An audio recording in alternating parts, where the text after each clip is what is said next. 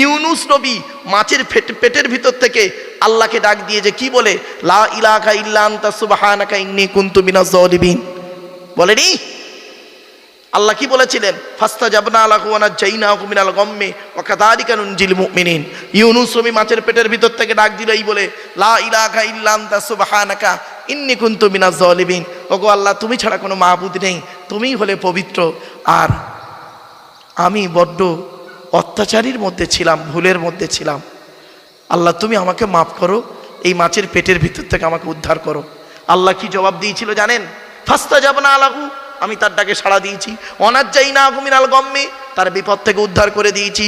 শুধু ইউনুস নবী একা নয়, আদম নবী যদি একটা গন্ধম ফল খাওয়ার কারণে কয়েকশো বছর কেঁদে কেঁদে যদি আল্লাহকে পেল, আপনি কেন পাবেন না? নূহ নবী 950 বছর আল্লাহকে ডেকেছে, তার ডাকে আল্লাহ সাড়া দিয়েছে। আইয়ুব নবী 18 বছর রোগে থেকে আল্লাহকে ডেকেছে, আল্লাহ তার ডাকে সাড়া দিয়েছে। ওয়া কাযালিকা নুনজিল মুমিনিন, ওরে আখেরি জামানার মানুষ, উম্মতে মুহাম্মাদি, তোরাও যখন কোনোদিন কোনো বিপদে পড়ে ওই ইউনুস নবীর মতো ডাক দিবি, আমি আল্লাহ তোদেরও নাজাত দিয়ে দেব। কি ভাবলেন? আইয়ুব নবী যদি 18 বছর রোগ থেকে আল্লাহকে ডাকে সাড়া দেয়, আপনার ডাকে কে বলেছে আল্লাহ ডাকে সাড়া দেবে না? আপনি ডেকেছেন? ডাকার মতো ডাকুন। ইউসুফ নবী কুয়ার ভেতর থেকে ডাক দিল, আল্লাহ তার ডাকে সাড়া দিল। জেলের ভিতর থেকে ডাক দিল, আল্লাহ তার ডাকে সাড়া দিল। ইব্রাহিম নবী আগুন কুণ্ডের ভেতর থেকে ডাক দিল আল্লাহকে, আল্লাহ তার ডাকে সাড়া দিল। শুধু তাই নয়, জাকারিয়া নবী গাছের ফাঁকের ভেতর থেকে ডাক দিল, তার ডাকে আল্লাহ সাড়া দিল। মুসা নবী সামনে সমুদ্র, সামনে নদী, পানি, পেছনে শত্রু। ব্যাস, মুসা নবী আল্লাহকে বলছে, আল্লাহ আমি কি করব? পেছনে শত্রু ফেরাউনের দলবল, আর সামনে পানি, যাওয়ার রাস্তা নেই। আল্লাহ বলল, মুসা টেনশন কি আছে? তোমার হাতে একটা লাঠি আছে না, লাঠিটা ফেলে দাও। যেই ফেলে দিয়েছে 12টা রাস্তা হয়েছিল। কটা মনে রাখবেন, এটা 12 সংখ্যাটা মনে রাখবেন। 12টা রাস্তা হলো। মুসা নবীর দলবল চলে গেল, ফেরাউনের দলবল করছে কি, মাঝ রাস্তায় গেল, মুসা নবী ওপারে দলবল পার হয়ে গেছে। আল্লাহ বললেন, মুসা এবার লাঠিটা তুলে নাও। যেই তুলে নিল, পানি একত্রিত হয়ে গেল, ফেরাউন ডুবে মরে যাচ্ছে। মরে যাওয়ার সময় ফেরাউন কি বলেছিল শুনুন, ক্বালা আমানতু আন্নাহু লা ইলাহা ইল্লাল্লাযী আমানাত বিহি বানু ইসরাঈল ওয়া আনা মিনাল মুসলিমিন। আমি তাদের প্রতি ঈমান আনছি, বানি ইসরাঈলরা যার উপরে ঈমান এনেছিল আমরা তাদের উপরে ঈমান আনছি। আল্লাহ বললেন, আল আনা ওয়াকাদ আসাইতা ক্বাবলু ওয়া কুনতা মিনাল মুফসিদিন। এই তুই তো কিছুক্ষণ আগে ফেরাউন তুই মুসা নবীর বিরোধিতা করছিলিস, আল্লাহর বিরোধিতা করছিলিস, এখন পানি খাচ্ছিস ডুবে ডুবে, এখন বলছে আল্লাহকে ঈমান আনছি। যা যা, ফালিয়াউমা নুনাজ্জিকা বিবাদানিকা লিতাকুনা লিমান খালফাকা আয়া ওয়া ইন্না কাসীরাম মিনান নাস আন আয়াতিনা লাগাফিলুন। কোরআনের এই আয়াতের বাংলা মানেটা কি? আজকের আমি আল্লাহ তোর দেহটাকে ছেড়ে দিলাম, কিয়ামত পর্যন্ত তোর দেহতে পচন ধরবে না, আর তোকে দেখে সারা পৃথিবীর মানুষ সচেতন হবে যে আল্লাহর নবীর সঙ্গে বিরোধিতা করেছিল যারা, আল্লাহর দুশ্মনী যারা করেছিল, তাদের অবস্থা এইরকম হয়েছে। আজও পর্যন্ত 3,500 বছরের লাশ আজও পর্যন্ত মিশরের উলা মিউজিয়ামে, দ্বিতীয় রামসিস যাকে বলে ফেরাউন মানে ওর নাম ফেরাউন নয়, মিশরের বাদশাদের বলা হয় ফেরাউন। কি বললাম বাবা? হ্যাঁ, মিশরের বাদশাদের নামই হলো ফেরাউন। এবার যে নাম বসে তার নামটা আলাদা। কিছু বুঝতে পারছেন না? বুঝতে পারলেন না? ভারতে যারা চেয়ারে বসে তাদের বলে মন্ত্রী, প্রধানমন্ত্রী। তা প্রধানমন্ত্রী ওর নামটা আলাদা। কিছু বুঝতে পারছেন না? বুঝতে পারেননি? চলুন। তো এইরকম মিশরে যারাই রাজত্ব করে, শাসন করে, তাদের বলা হয় ফেরাও, বাদশাদের বলা হয় ফেরাও। তো ওর অরিজিনাল নাম হলো দ্বিতীয় রামসেস। আজও মিশরের উলা মিউজিয়ামে আজও রয়েছে তার দেহ। ভাবতে পেরেছেন? ঈসা নবী একটা ঘরের ভেতর থেকে আল্লাহকে ডাক দিল, 12 জন লোককে সঙ্গে নিয়ে আল্লাহ তার ডাকে সাড়া দিল। মুহাম্মদ সাল্লাল্লাহু আলাইহি সাল্লাম আমার আপনার নবী কি করলো? আবু বকর সিদ্দিক রাদিয়াল্লাহু তাআলা আনহুকে নিয়ে গাড়ি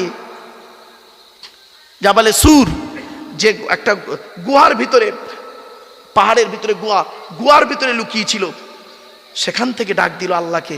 আল্লাহ বললেন, লা তাহজান, ভয় করো না নবী, ইন্নাল্লাহা মা'ানা, নিশ্চয়ই আল্লাহ তোমাদের সঙ্গে রয়েছে।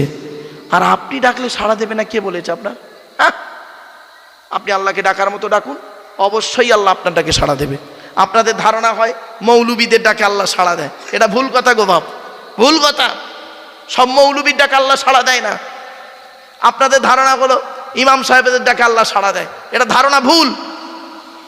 আপনি ডাকার মতো ডাকুন, আল্লাহ ঠিক সাড়া দেবে। ছোট্ট একটা উদাহরণ দিচ্ছি, বাড়িতে গিয়ে ভাববেন। আল্লাহ নবীর, আচ্ছা বাপেরা, আখেরি দোয়া একটা হবে তো? ভাই বলুন না। আচ্ছা এই দোয়াটা কবুল হয় বুঝবো কি করে, বলতে পারবেন? শুনে নিন, দয়া করে একটু শুনে যান একটু। আল্লাহ নবীর কাছে একজন যুবক ছেলে এসছে।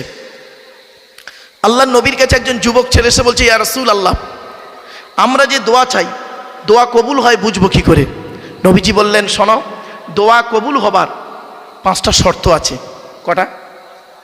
আজকের এই 5টা শর্ত বলে দিচ্ছি। এই 5টা শর্ত যার যার মধ্যে পাবেন, চোখ বন্ধ করে বলবেন, ওই লোকটার দোয়া আল্লাহ কবুল করবে। সে দাড়িওয়ালা হতে পারে, দাড়ি চাঁচা হতে পারে, টুপিওয়ালা হতে পারে, টুপি ছাড়া হতে পারে, পাঞ্জাবিওয়ালা হতে পারে, শার্টওয়ালা হতে পারে।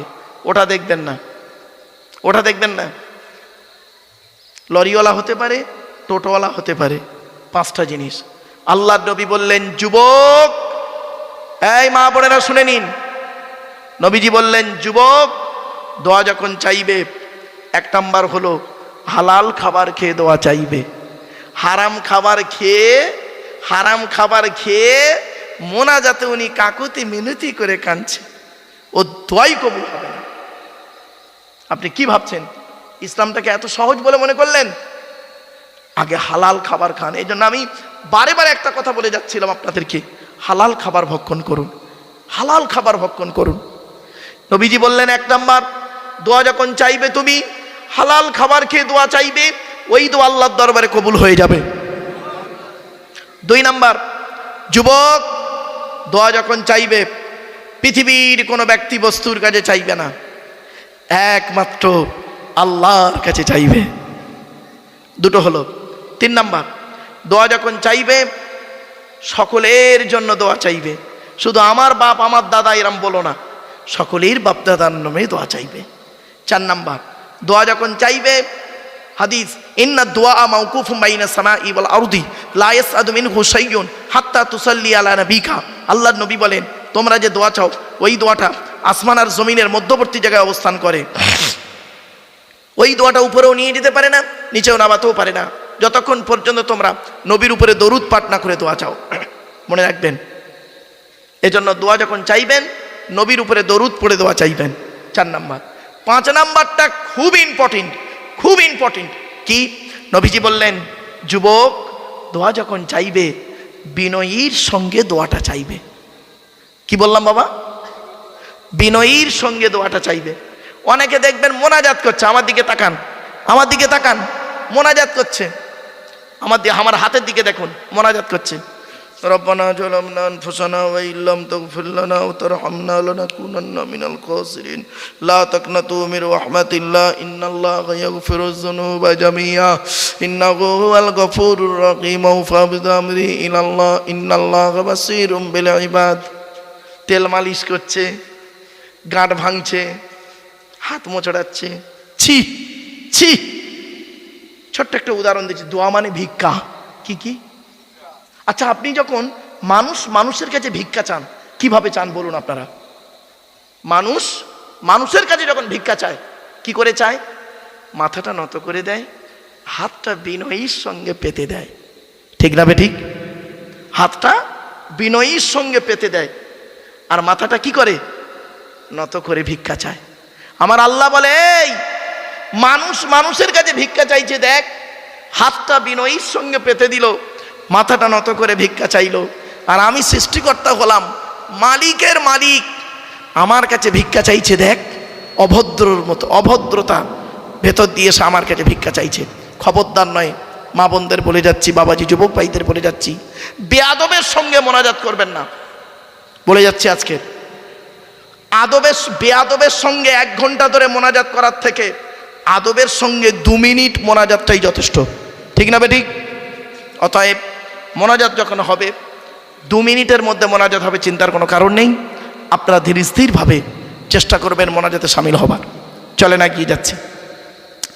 এরপরে আল্লাহ বলছে, বান্দা শোন, এই পৃথিবীতে আল্লাহর একটা ঘর আছে, ঘরটার নাম কি? আরে ভাই বলুন না। মসজিদ। আমি কেন জিজ্ঞাসা করছি জানেন? এর মধ্যে একটা রহস্য আছে। এই রহস্যটা বুঝতে পারলেই আপনাদের ব্রেনটা খুলে যাবে। দেখুন, আচ্ছা বাবা, আপনাদের এই গ্রামে মসজিদ আছে তো? হ্যাঁ, আর জুম্মা মসজিদ, তাই তো? আচ্ছা, জুম্মার দিনে কোনো মুসলিম যুবক ছেলে সাদা পায়জামা পাঞ্জাবি পরে, সাদা টুপি পরে, জুম্মার দিনে ছেলেটি মসজিদে জুম্মার নামাজ পড়তে উঠেছে প্রচুর পরিমাণ বাংলা মদ খেয়ে। কি মদ? বাংলা মদ খেয়ে ছেলেটা মসজিদে উঠেছে জুম্মার নামাজ পড়তে। আপনারা তাকে সর্বপ্রথম কি করবেন? বলুন বলুন। ঘাট ধাক্কা মেরে বের করে দেবে। ছেলেটি বের হতে না চাইলে মারধর দিয়ে বের করে দেবেন। বাহ, চলুন। ছেলেটার অপরাধ মদ হারাম খাবার, মসজিদ পবিত্র স্থান, হারাম খাবার খেয়ে পবিত্র স্থানে উঠেছে, তাই তাকে বের করে দিলেন। বের হতে চাইল না, মেরে বের করে দিলেন। সত্যি কত ভালো মানুষ আপনারা। বাবা, মদখোরকে মসজিদ থেকে মেরে বের করে দিলে আর সুদখোরটাকে মসজিদের সেক্রেটারি বানিয়ে দিলে, এরই নাম ধর্ম? মদখোরটাকে মেরে বের করে দিলে আর সুদখোরটাকে মসজিদের সেক্রেটারি বানিয়ে দিলে। এই জন্য বলে যাচ্ছি আপনাদের, আল্লাহ কোরআনে বলেছেন যাকে তাকে মসজিদের দায়িত্ব দেবেন না, সেক্রেটারি, সভাপতি, কমিটি যাকে তাকে করবেন না। কোরআনে আছে যাদের মধ্যে 5টা গুণ থাকবে তারাই মসজিদের দায়িত্ব নেবে। বলবো? হ্যাঁ, শুনে যান। আজকের কোরআনের কোথায় লেখা আছে আমি রেফারেন্সটা বলে দিচ্ছি, মানে করে বলে দিচ্ছি। কোরআনের 10 নম্বর পারার 8 নম্বর পৃষ্ঠার 9 নম্বর লাইনে, সূরার নাম সূরায়ে তাওবার 18 নম্বর আয়াতে আল্লাহ বলছেন ইন্নামা ইয়ামুরু মাসাজিদ আল্লাহ। আল্লাহ বলছেন মসজিদ আমার ঘর।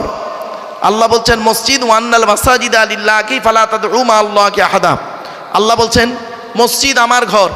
আমার ঘরের দায়িত্ব কে নেবে? যারা আমার ঘরের দায়িত্ব নেবে তাদের কমসে কম 5টা গুণ থাকতে হবে। কটা?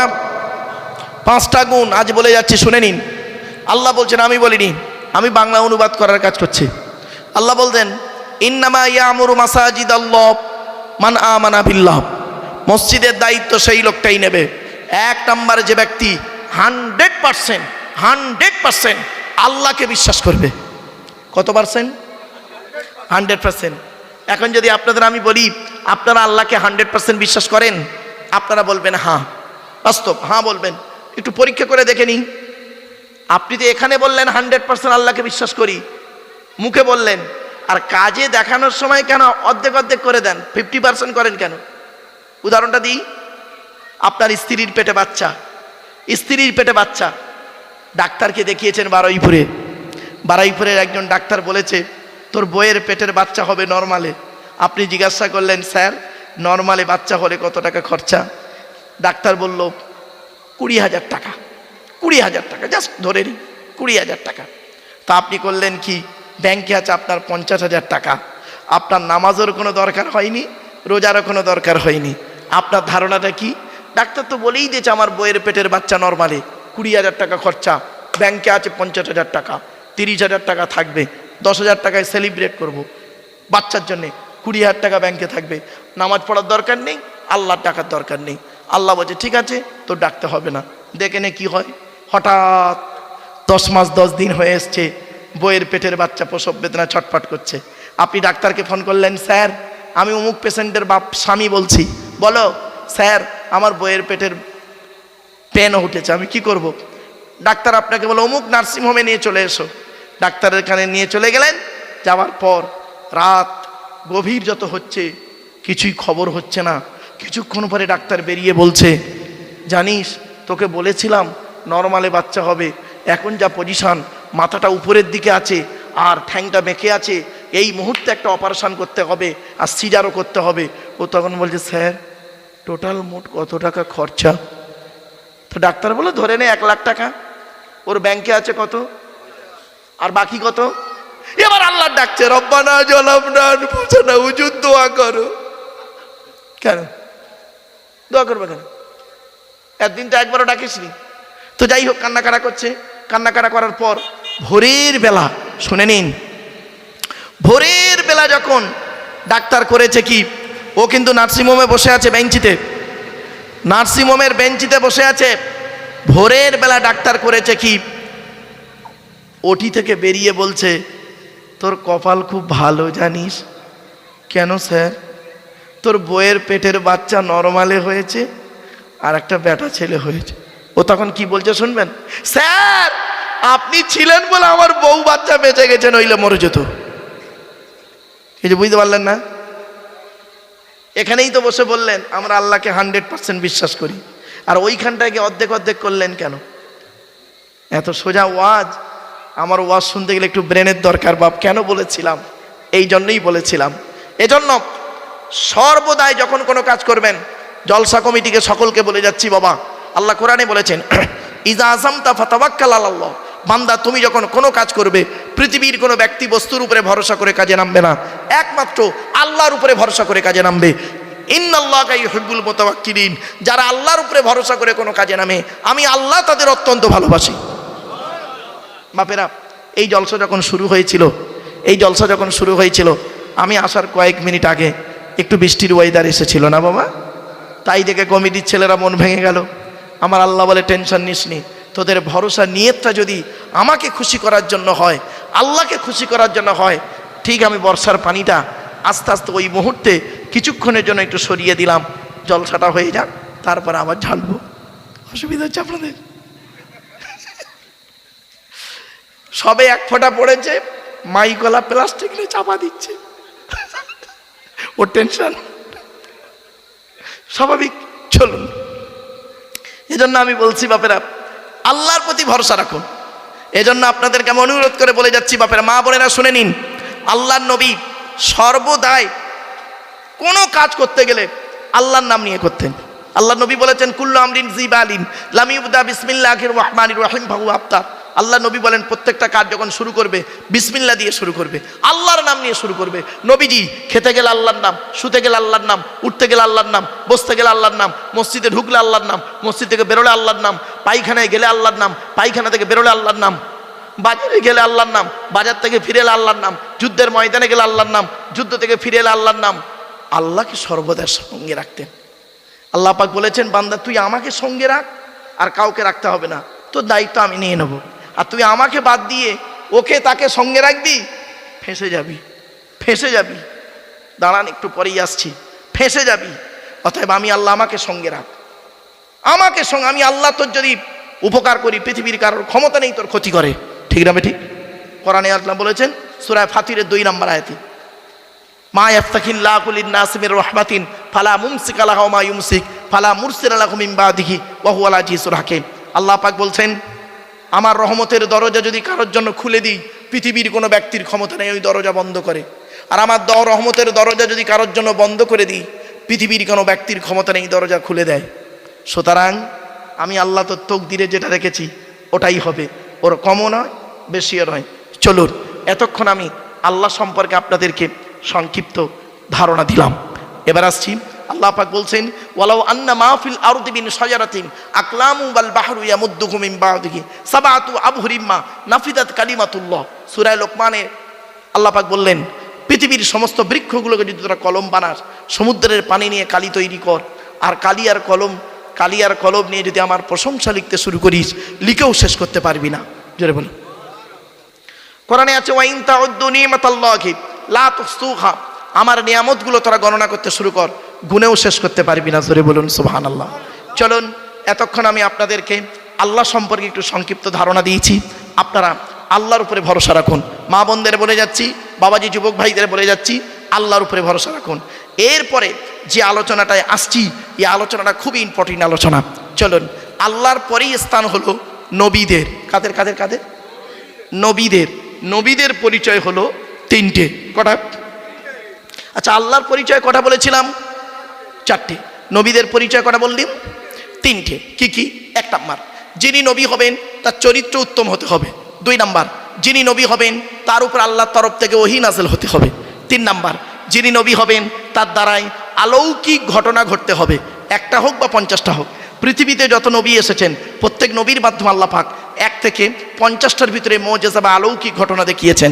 আমার নবী বিশ্বনবী কুল কায়নাতের রাসূল রাহমাতুল্লিল আলামিন মুহাম্মদ সাল্লাল্লাহু আলাইহি সাল্লামের মাধ্যমে আল্লাহ পাক পৃথিবীতে 1000-এরও বেশি অলৌকিক ঘটনা দেখিয়েছেন। জোরে বলুন। সর্বশ্রেষ্ঠ হলো কোরআনুল মাজিদ নাযিল করা। তাই আপনাদেরকে অনুরোধ করে বলে যাচ্ছি, কোরআনটাকে পড়ার চেষ্টা করুন। মসজিদের ইমাম সাহেব যোগ্য মানুষ, তার কাছে বসে কোরআন পড়াটা শিখে নিন।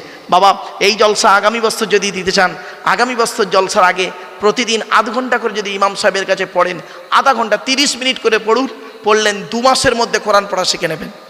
আমার বাপেরা, অনুরোধ করে আপনাদের বলে গেলাম বাপ, চলুন এগিয়ে যাচ্ছি। তো আমাদের নবীর পরিচয়টা কি? আমরা যে নবীর উম্মত, তার নাম মুহাম্মদ সাল্লাল্লাহু আলাইহি সাল্লাম, তাই তো নাকি? আচ্ছা, তিনি কোন বংশে জন্মগ্রহণ করেছেন একটু দয়া করে বলবেন? কুরাইশ বংশে। কার নাম কুরাইশ? শুনে নিন, আজকের একটু বলে যাচ্ছি, মাথায় রাখুন। আর আপনাদেরকে সুবহানাল্লাহ বলতে বলবো যখন, একটু দয়া করে উচ্চ আওয়াজে জোরে আন্তরিকতা নিয়ে সুবহানাল্লাহ বলতে হবে। পারবেন ইনশাল্লাহ? চলুন। আচ্ছা, আপনারা বললেন কোন বংশে জন্মগ্রহণ করেছেন? কুরাইশ। কার নাম কুরাইশ? শুনে নিন। মুহাম্মদ সাল্লাল্লাহু আলাইহি ওয়াসাল্লামের পরিচয়টা জানুন। আল্লাহর পরিচয়টা সংক্ষিপ্তভাবে দিয়েছি, এবার নবীর পরিচয়টা সংক্ষিপ্তভাবে একটু জেনে নিন, লাভ হবে, লস হবে না। নবী শব্দের অর্থ হলো সাংবাদিক, আর নাবা শব্দের অর্থ হলো সংবাদ। ইংরেজিতে বলে নিউজ। নিউজ শব্দটা 4টে অক্ষর দিয়ে তৈরি, NEWS। এন থেকে নর্থ উত্তর, ই থেকে ইস্ট পূর্ব, ডব্লিউ থেকে ওয়েস্ট পশ্চিম, এস থেকে সাউথ দক্ষিণ, পূর্ব পশ্চিম উত্তর দক্ষিণ। চারিদিকের খবর যিনি সঠিক এবং সত্য বলেন, তিনি হলেন পারফেক্ট সাংবাদিক। এখনকার সাংবাদিকগুলো বের হয়েছে দেখবেন, এরা দেখে একরকম, বলে একরকম, লেখে আর এক রকম, ফাটাফাটি মারামারি লেগে যায়। এরা হলো মানুষের তৈরি সাংবাদিক, আর নবীরা হলেন আল্লাহর তৈরি সাংবাদিক। আল্লাহ পাক নবীদেরকে যা যা বলেছেন সেইগুলোই বলেছেন, যেগুলো নিষেধ করেছেন সেইগুলো থেকে দূরে শেখেতেন। এই জন্য আল্লাহর তৈরি সাংবাদিক, মানুষের তৈরি সাংবাদিক, বিটুইন ফার ডিফারেন্স, অনেক পার্থক্য। চলুন, নবীদের পরিচয় 3টি বলে দিয়েছি, এবার আসছি নবীর পরিচয়টা কি। আমরা যে নবীর উম্মত, তার নাম মুহাম্মদ সাল্লাল্লাহু আলাইহি সাল্লাম। তিনি কোন বংশে জন্মগ্রহণ করেছেন? কুরাইশ বংশে। তার পরিচয়টা বলে দিচ্ছি, তবে সুবহানাল্লাহটা একটু জোরে বলতে হবে। পারবেন? চলুন। কোন বংশ বললেন? মুহাম্মাদের বাপের নাম আব্দুল্লাহ, আব্দুল্লাহর বাপের নাম আব্দুল মুত্তালিব, আব্দুল মুত্তালিবের বাপের নাম আব্দে মান্নাফ, আব্দে মান্নাফের বাপের নাম হাশেম, হাশেমের বাপের নাম কুসাই, কুসাইয়ের বাপের নাম কিলাব, কিলাবের বাপের নাম মুর্রা, মুরার বাপের নাম লুবাই, লুবাইয়ের বাপের নাম কাব, কাবের বাপের নাম গালিব, গালিবের বাপের নাম ফিগির, ফিগির থেকে কুরাইশ বংশ এসেছে। নবীর বাপের নাম আব্দুল্লাহ, মায়ের নাম আমিনা, দাদার নাম আব্দুল মুত্তালিব, দাদির নামটা কি? নেতিলা বিনতে খব্বাব ব্র্যাকেটে ফতেমা, কেউ বলেছেন সামিরা। নবীর নানার নাম হলো আব্দুল ওয়াহাব জুহরি। নবীর নানির নামটা কি? বারিরা বা বাররা। নবীর দুধ মার নাম হলো হালিমা। নবীর দুধ বাপের নাম হলো হারেস। নবীর দুধ ভাইয়ের নাম আব্দুল্লাহ। নবীর বাপের নাম আব্দুল্লাহ, নবীর দুধ ভাইয়ের নাম আব্দুল্লাহ, দুটো যেন এক করে ফেলবেন না। নবীর জন্ম 570 খ্রিস্টাব্দে। ইংরেজি কি মাস ছিল? 29শে আগস্ট। আরবি মাস ছিল রবিউল আউয়াল মাস, 12 তারিখ, মতান্তরে 9 তারিখ, সোমবার শবে সাদেকের সময় আরবের মক্কা নগরে কুরাইশ বংশে নবীর জন্ম। নবীর বাপেরা হলো 10 ভাই, নবীর মায়েরা হলো 19 বোন। নবীর 9টা চাচা। কটা? নবীর 9টা চাচা, 18টা খালা, 6টা ফুপু, 7টা ছেলে মেয়ে। আপনি তো কিছুই জানেন না। চলেন একটু এগিয়ে যাই। নবীর 9টা চাচার নাম কি? বড় চাচার নাম হারেস। কি বললাম বাবা? হারেস, জুবাইর, মুকাইয়িম, ফাইদাক, জাইদাক, আবুল আহাব, হামজা, আব্বাস, আবু তালেব। নবীর বাপ হলো আব্দুল্লাহ। নবীর 7টা ছেলে মেয়ে, 3টে পুত্র সন্তান, 4টে কন্যা সন্তান। 3টে পুত্র সন্তানের নাম কি? বড় ছেলেটার নাম হলো কাসেম, তাহের বা তৈয়েব, ছোট ছেলেটার নাম হলো ইব্রাহিম। 3টে পুত্র সন্তান। সব থেকে বেশি দিন বেঁচে ছিল একটা সন্তান, 17 মাস 14 দিন। কত বললাম? 17 মাস 14 দিন বেঁচে ছিল, সব থেকে বেশি, হাইয়েস্ট। কি অসুবিধা হচ্ছে? চলুন, এরপরে আসছি 4টে কন্যা সন্তান। বড় মেয়েটার নাম জয়নাব, রুকাইয়া, উম্মে কুলসুম। ছোট মেয়েটার নাম হলো ফাতেমা, যার সঙ্গে নবীজি আলীর বিবাহ দিয়েছিলেন। এখানে একটি প্রশ্ন, তার উত্তর ভালো করে শুনে নিন। মুহাম্মদ সাল্লাল্লাহু আলাইহি সাল্লাম তিনি তার ছোট কন্যা ফাতেমাকে হযরত আলী রাদিয়াল্লাহু তাআলা আনহুকে জামাই করতে গেলেন কেন? আরবে কি ছেলে খুব অভাব ছিল বুঝি? না। আর আলী খুব কোটিপতি ছিলেন বুঝি? তাও নয়। শুনে নিন। হযরত আলী রাদিয়াল্লাহু তাআলা আনহুর মধ্যে আল্লাহ পাক অনেক গুণ দান করেছিলেন, অনেক গুণ দান করেছিলেন। তার মধ্যে দুটো কথা বলি আপনাদেরকে, এখান থেকে শিক্ষা নিয়ে নিন, এখান থেকে শিক্ষা নিয়ে নিন। কোন ছেলেকে জামাই করবেন? এই মা বোনেরা শুনে নিন, মায়েদের গলার আওয়াজ আমার কানে আসছে, মা বোনেরা আপনাদের গলার আওয়াজ আমার কানে আসছে, মা আসতে, এবারে শুনে নিন কথাগুলো।